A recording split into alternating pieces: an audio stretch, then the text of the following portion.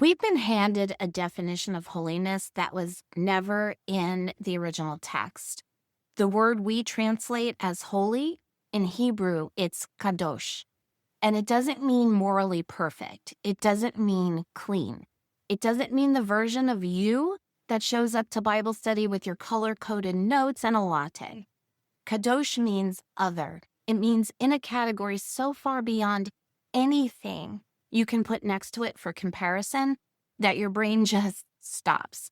And I want to show you what happens when a human being actually encounters that, because it will change the way you read almost everything. Welcome to She's So Scripture, where we take the text seriously, take ourselves a little less seriously, and let Scripture form us instead of just inform us. I'm Diane, and I'm glad you're here, so let's get started. Okay, so I need to talk to you today about a word that we have completely domesticated. We use it on tote bags, on worship albums. We put it in our Instagram bios and church names and our podcast titles. And we say it so many times in a single Sunday service that it starts to sound like background noise. And somewhere in all of that repetition, the actual meaning of the word just quietly slipped out the back door and nobody noticed. The word is holy. And I'm going to make a case today that most of us, when we hear that word, have been working with a definition that's about 30% of what the original word actually means. And the 70% we're missing is the part that changes everything. So we're going back to the Hebrew today. We're going back to the text, and I want to take you through 3 moments in Scripture that, when you read them with the actual meaning of this word in your head, are going to hit completely differently than they did before. So let's get going. Now, the Hebrew word behind every translation of holy in your Old Testament is the word Kadosh. It's spelled Kadosh in transliteration. And the root of this word doesn't mean morally perfect. It doesn't primarily mean without sin. Those ideas get connected to it, but they're downstream of what the actual meaning is. The root meaning of Kadosh is set apart, separated from ordinary use, distinct in kind, not just in degree. Here's what I mean by that. When you say something is set apart in the Hebrew sense, you're not saying it's better than other things. You're saying it's in a different category altogether. You're saying ordinary comparisons or whole means ordinary, don't apply. You're removing it from the normal grid of evaluation and placing it somewhere that doesn't fit on the grid. God is not a really, really good version of us. God is not us with the volume turned all the way up. God is ontologically other. That word ontologically just means at the level of what something actually is, not just how it behaves. God is not like anything else that exists. You can't stand God next to creation and say, see, it's like that, but infinitely more. There's no like that. There's only God. And that is what Kadosh means at its very core. Now, the plural of Kadosh is Kedoshim, and that's going to matter in a few minutes when we get to Leviticus, so hold on to that. But first, I want to take you somewhere. I want to take you on a little road trip. I want to take you to one of the most dramatic scenes in the entire Bible, because I think we've been reading it with the wrong framework, and honestly, it shows. We're going to look at Isaiah chapter 6. The prophet Isaiah has a vision, and this is how it opens in the Tree of Life version.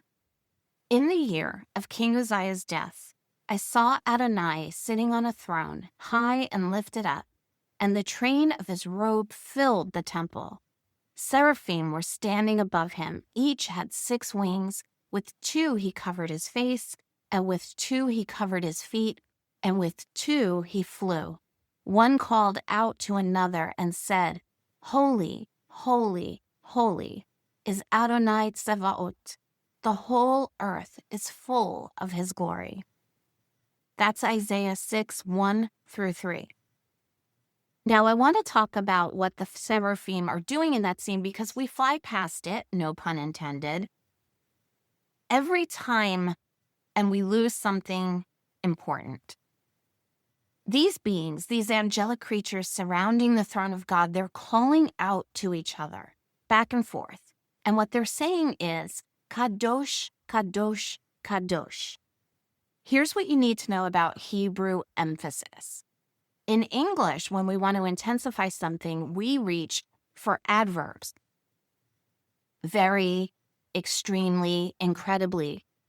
In biblical Hebrew, you repeat the word. If you want to say something is really something, you say it twice. But when you want to express the absolute highest possible degree of a thing, the superlative, you say it 3 times. There's no Hebrew word that means holier than holy. The triple repetition is the superlative. Kadosh, Kadosh, Kadosh. There's no higher point on that scale. The seraphim have maxed it out. They're not saying God is morally perfect 3 times for emphasis. They're saying God is in a category so other, so set apart, so distinct from everything else in existence that the only way to gesture at the degree of that otherness is to stack the word on top of itself 3 times and let it ring. And then verse 4, then the posts of the door trembled at the voice of those who called, and the house was filled with smoke. The building is shaking, not metaphorically. The doorposts are trembling. This is the physical world responding to what's happening in that room. And then Isaiah speaks. Oy to me, for I am ruined. For I am a man of unclean lips, and I am dwelling among a people of unclean lips. For my eyes have seen the King, Adonai Tsevaot. Now, I want to pause here because I think we've been reading this wrong for a long time. We read Isaiah's response as a sin confession. We read it as guilt. We read it as, I'm not good enough. I've said bad things. I don't deserve to be here. And those ideas are present, sure. But I don't think that's the primary thing happening in this scene. I think we're filtering this through a framework we brought to it that isn't in the text. Isaiah is not primarily responding to conviction. He's responding to otherness. He's responding to having encountered something so far outside the category of ordinary human experience that it's breaking him apart at the seams. The phrase, I am ruined, some translations say, I am undone. It's the language of dissolution, something coming apart. Not because he's guilty, but because he's a finite creature standing in the presence of the utterly infinite, and that gap is staggering. This is what holiness actually does. Not, you need to clean up your act. It does something more fundamental than that. It makes you aware at a cellular level that you're not in the same category as what you're looking at. And that's both terrifying and glorious at the same time. Now, I want to show you something that most Christians were never taught about, the temple in Jerusalem, because I think when you see it, the whole Bible gets a little clearer. The temple was not just a building, it was a map. And what it was mapping was degrees of Kadosh. Think of it like concentric circles. On the outside, you had the court of the Gentiles, open to everyone, Jewish and non-Jewish alike. Moving inward, you then had the court of the women where the Jewish women would go. Then you have the court of Israel, restricted to Jewish men. Then the court of the priests. Then the holy place where only priests serving in the temple could enter. And at the very center of this concentric circle, behind a massive thick curtain, was the Holy of Holies. One room, the most Kadosh space in the physical world. And here's what I want you to really understand. This layout was not a class system. It was not God ranking people by worth. It was theology expressed in architecture. It was a three-dimensional teaching about the nature of Kadosh. The closer you moved toward the center, the more set apart the space became. The concentric circles were teaching Israel and anyone who visited that holiness has a center, and that center is not casually accessible. The Holy of Holies could only be entered once a year, one person, the high priest, only on Yom Kippur, the Day of Atonement. And even then, with very specific preparation, very specific ritual, and I would imagine a very specific state of interior awareness of what he was walking into. Because if he walked in there without the proper preparation, he would be struck dead. This is not because God wanted to keep people out. Read the whole arc of Scripture, and that's very clearly not the point. The point is that the weight of the utterly other cannot be sustained by ordinary human existence without mediation. The architecture was honest about that. Now, here's where Matthew 27 comes in, because something happens to that architecture on the day Yeshua dies. Matthew 27:51 says, "And behold, the curtain of the temple was split in two from top to bottom." From top to bottom. Not from the bottom up, the way a person would tear it if they grabbed it and pulled, but from the top. Which means that the tearing didn't originate with human hands. Something tore it from outside the architecture, from the direction of the Holy of Holies itself. Now, I've heard this preached 100 times as God threw open the door, access granted, come on in, and that's not wrong. But I think we stop there and miss the deeper thing the text is saying. The veil wasn't just a barrier.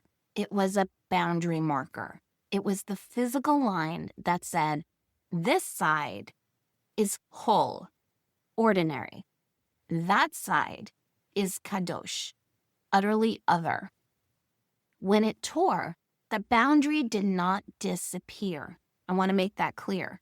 The tearing of the veil did not make that boundary disappear. It was the mediation that changed. The way the utterly other becomes accessible to ordinary human existence was restructured from once a year high priest to a once for all high priest. Kadosh didn't get smaller. Access got opened in a new way. Now I want to take you to Leviticus. I know, I hear you. Leviticus, it can be tough, but stay with me because this is the chapter that's going to do something to the way you understand the call to holiness in your own life. And I do encourage you to read Leviticus because there's so much richness there. But let's continue. Leviticus 19. In Jewish tradition, this Torah portion is called Kedoshim, which is just the Hebrew title for the section taken from its first distinctive word. And it opens like this in the Tree of Life version again. Speak to all the congregation of Bnei Israel and tell them, you shall be Kedoshim, for I, Adonai your God, am holy. Leviticus 19:2. Notice what the TLV does there. It doesn't translate Kedoshim. It leaves it in Hebrew because Kedoshim is the plural of Kadosh. And by leaving it untranslated, the text is inviting you to sit with the word instead of letting an English translation slide by you too fast. You shall be Kedoshim. You shall be set apart. Plural. All of you together. This is not an individual instruction. This is corporate identity. This is God saying the shape of your communal life together is supposed to be marked by Kadosh.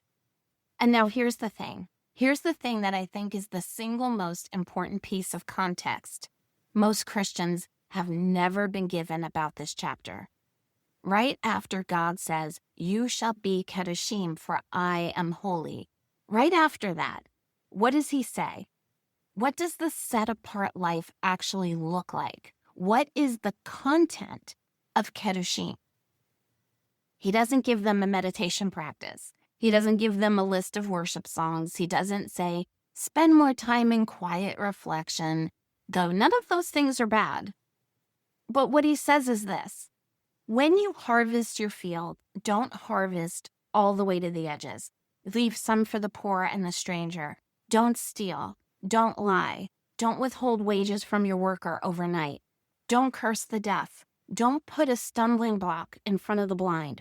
Don't show favoritism in your legal system. Don't go around slandering your neighbor. Don't do nothing when your neighbor's life is at stake. Don't hold a grudge. Love your neighbor as yourself. That is Leviticus 19:9 through 18. That is the content of Kadoshim. That is God's definition of what it looks like to be set apart in the world. And I just want to hold on to that for a second because I think it confronts something. We have, in a lot of Christian traditions, defined holiness almost entirely in terms of what you don't do. Don't say that. Don't go there. Don't watch that movie. Don't drink that. And I'm not saying none of those things matter. They do. But what's interesting is that God leads with the positive content of holiness before he gets to the prohibitions. And the positive content is, how do you treat the person who can't do anything for you? How do you treat the worker, the poor person, the widow?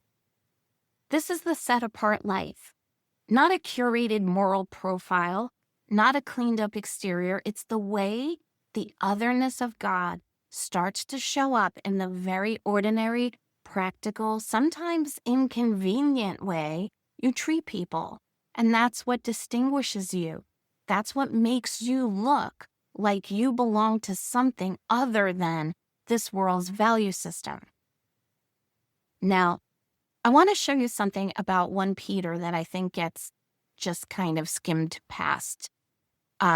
Peter is writing to a scattered community of believers, Jewish and Gentile, people who have believed in Yeshua as Messiah. And in chapter 1, he says this: instead, just like the Holy One who called you, be holy yourselves also in everything you do. For it is written, Kadoshim you shall be, for I am Kadosh.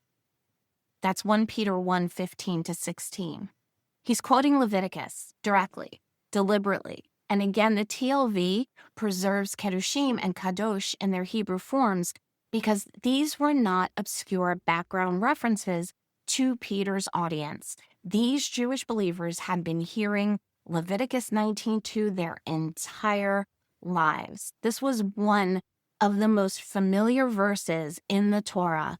Peter is reaching into the deep memory of his community, and he's saying, that call, the one you grew up with, the one your grandmothers taught you, it still belongs to you. It's still the shape of your life. And this is important because we've sometimes taught Peter's letter as if he's introducing a new standard of holiness that replaces the old one. He's not. He's doing the exact opposite. He's saying the call to be Kadosh is ancient, and it's continuous, and it has not changed in what it requires of you. What has changed is the basis for it.